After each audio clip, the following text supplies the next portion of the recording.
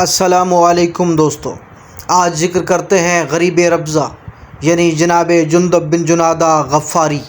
جن کو ابو ذر غفاری کہا جاتا ہے۔ یہ رسول خدا صلی اللہ علیہ وآلہ وسلم کے ان اصحاب میں سے ہیں جن کے بارے میں یہ روایت ملتی ہے کہ قیامت کے دن ایک ندا بلند ہوگی، کہاں ہے رسول خدا صلی اللہ علیہ وآلہ وسلم کے وہ صحابی کہ جنہوں نے رسول خدا صلی اللہ علیہ وآلہ وسلم کے بعد عہد نہیں توڑا؟ تو اس وقت تین اشخاص کھڑے ہوں گے، ان میں ابو ذر غفاری، جناب سلمان فارسی اور جناب مقداد ہیں۔ جناب ابو ذر غفاری کا شمار اربع ارکان میں ہوتا ہے، جو شیعہ اربع ارکان جن کو کہا جاتا ہے، یعنی جناب مقداد، جناب سلمان فارسی اور جناب ابو ذر غفاری اور جناب عمار، کیونکہ وہ چار ارکان ہیں کہ جنہوں نے رسول خدا صلی اللہ علیہ وآلہ وسلم کے بعد حضرت علی علیہ السلام کو نہیں چھوڑا۔ ان میں جناب عمار ایک مرتبہ چھوڑ کے گئے مگر پلٹ کر واپس آئے۔ جناب جندب بن جنادہ کے بارے میں رسول خدا صلی اللہ علیہ وآلہ وسلم نے فرمایا، مرحبا اے ابو ذر، تم ہمارے اہل بیت میں سے ہو۔ جناب ابو ذر غفاری کی پیدائش 30 قبل ہجری ہوئی۔ آپ نے مدینہ، شام اور ربضہ میں زندگی گزاری۔ ربضہ کے جنگلات میں آپ کی وفات ہوئی اور ربضہ کے جنگل میں ہی آپ مدفن ہیں۔ امیر کائنات علیہ السلام نے فرمایا، ابو ذر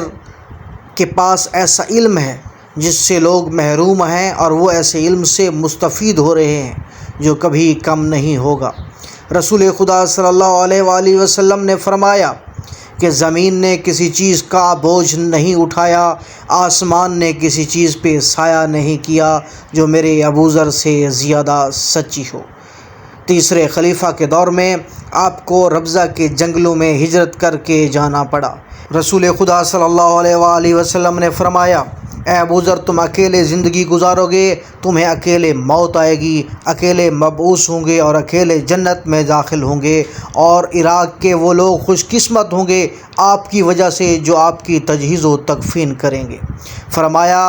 اے ابو ذر، تم میری امت میں عیسیٰ کی طرح زاہد ہو، اور جیسے وہ اپنی امت میں زاہد۔ رسول خدا صلی اللہ علیہ وآلہ وسلم نے فرمایا، اے ابا ذر، عن قریب میری امت میں ایک ایسا گروہ پیدا ہوگا جو ناز و نعمت میں آنکھ کھولے گا، ان کی ساری ہمتیں قسم قسم کے کھانے اور اچھے لباس پہننے پر ختم ہوں گی، اور لوگ فقط اور فقط ان کی تعریف کریں گے، اور وہ تعریفیں ان کی زبانی کی جائیں گی، اور وہ تعریف کے قابل نہیں ہوں گے۔ اے ابو ذر، تم ایسے سچے ہو جس کے مقابلے میں کسی اور کو اللہ نے پیدا نہیں کیا۔ پھر اس سچے انسان نے ربضہ کے جنگل میں ابن رافع سے کہا کہ ایسا فتنہ ایجاد ہوگا، پس خدا سے ڈرو اور علی ابن ابی طالب کا ساتھ دو۔ جناب ابو ذر غفاری وہ شخصیت ہیں کہ جب جناب سیدہ سلام اللہ علیہا کے جنازے کو رات کی تاریکی میں اٹھایا گیا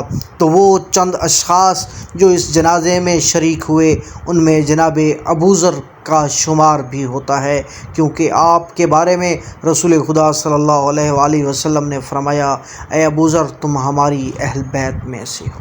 اور جب جناب ابو ذر ربضہ کے جنگلوں کی طرف ہجرت کر کے جانے لگے اور کوئی آدمی جناب ابو ذر کو الوداع کرنے کے لیے نہ آیا، تو اس وقت رسول خدا صلی اللہ علیہ وآلہ وسلم کے حقیقی جانشین جناب علی ابن ابی طالب اپنے بیٹوں حسنین کو لے کے جناب ابو ذر کو الوداع کرنے کے لیے آئے کہ آپ مدینہ سے باہر تشریف لائے اور ابو ذر کو الوداع بھی کیا۔ اس وقت آپ کی آنکھوں سے آنسو بھی جاری تھے، اور وہ جناب ابو ذر کا علی نے آخری دیدار کیا، اور جناب ابو ذر نے وسیع رسول خدا صلی اللہ علیہ وآلہ وسلم کا آخری دیدار کیا۔